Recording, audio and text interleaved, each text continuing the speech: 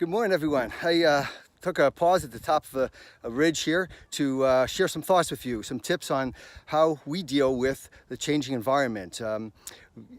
I've been doing real estate now for about 20 years, thousands of deals, and seen lots of markets, good markets, bad markets. I've seen have had some really good months, some months that were just mediocre. One thing that we do notice in real estate, and of course in life, is that things change all the time.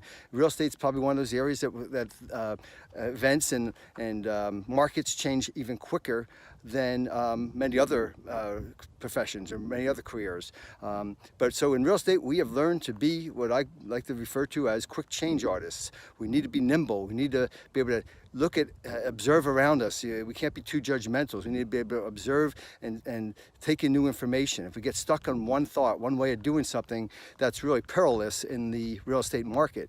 So we need to focus and be aware of our surroundings.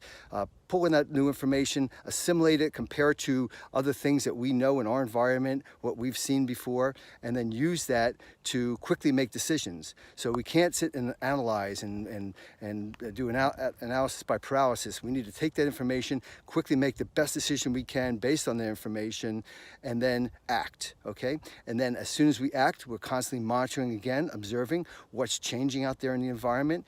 Did that action that we just took give us the desired result? If it didn't, we quickly assimilate new information, make the best decision, and act again.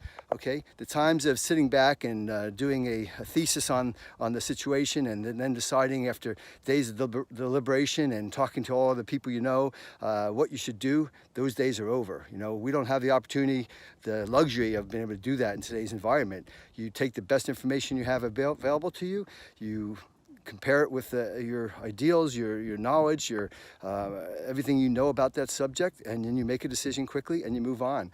It's like we liken it to moving chess pieces on the board. We look at our team as chess players.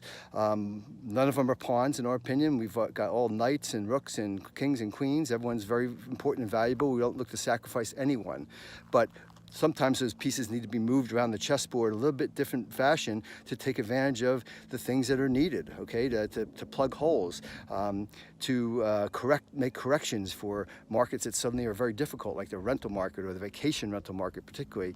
And so now we have to move and adjust. So that's what I invite you all to do, is make those adjustments, make them quickly. Certainly don't wait.